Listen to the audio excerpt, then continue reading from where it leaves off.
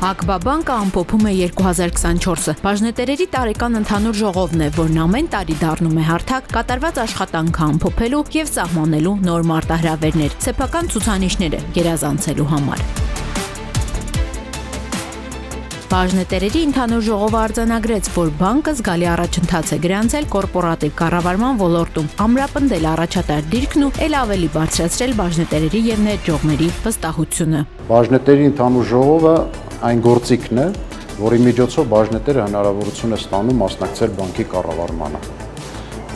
Ինչու՞ չէ, դա նաև լավ հնարավորություն է շփվելու միմյանց հետ եւ միմյանց ավելի լավ հասկանալու համար։ ԱԿԲ-ն շարունակում է ուժեղ կորպորատիվ կառավարման ընկերություն կերտելու իր առաքելությունը։ Մենք ստեղծում ենք թափանցիկ եւ հաշվետու մի համակարգ, որտեղ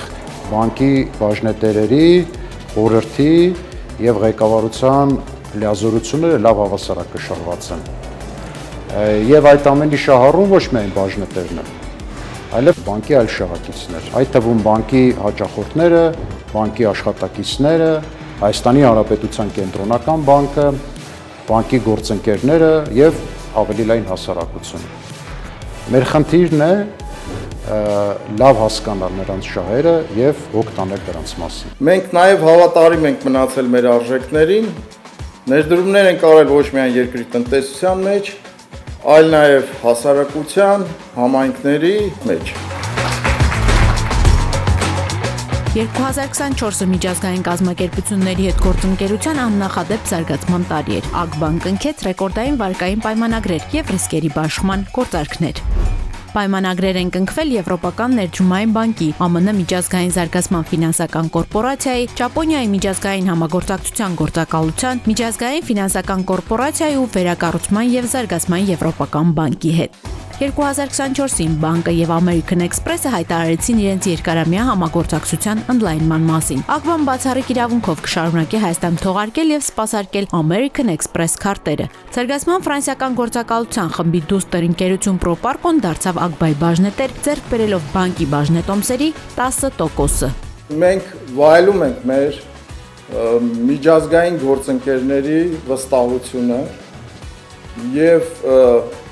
մենք ուժեղ ենք նաև այն փորձով, որը մենք կարողանում ենք կուտակել իրենց հետ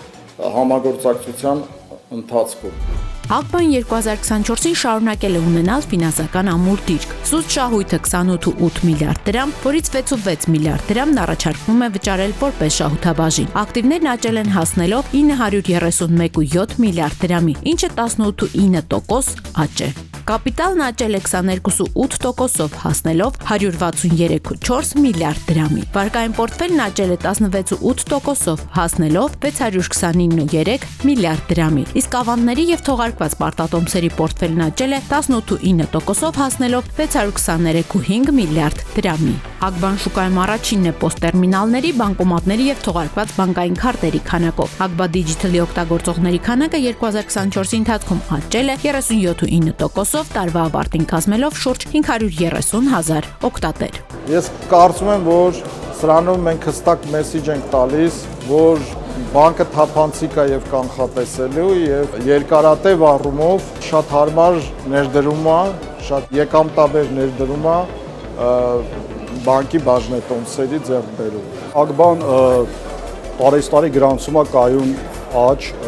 հիմնական բիզնեսի առումով, շահույթի առումով, հաճախորդների թվաքանակի առումով, թվային տեխնոլոգիաների զարգացման առումով։ Եթե միջինացնենք, մենք յուրաքանչյուր 4-ից 5 տարվա ընթացքում կրկնապատկվենք մեր բիզնեսը։ Դա նշանակում է մեր աճը կազմա տարեկան 15-ից 20%։ Բանկի զարգացման առանցքը լինելու է նորարարական լուծումների, հաճախորդակենտրոն փորձառության, ներքին արդյունավետության եւ կայուն զարգացման համադրությունը։ ԱԿԲ-ն նախատեսում է 2025 թվականին զգալիորեն զարգացնել իր թվային հարթակների ֆունկցիոնալ հնարավորությունները, ավելացնելով նոր ծառայություններ, ներդնելով վերլուծական նոր գործիքներ։ Ինչպես անցած ճանապարհը, այնպես էլ գալիքը ԱԿԲ-ն առաջ է շարժվելու միայն վստահությամբ ու անդադար զարգանալու մոտիվացիայով։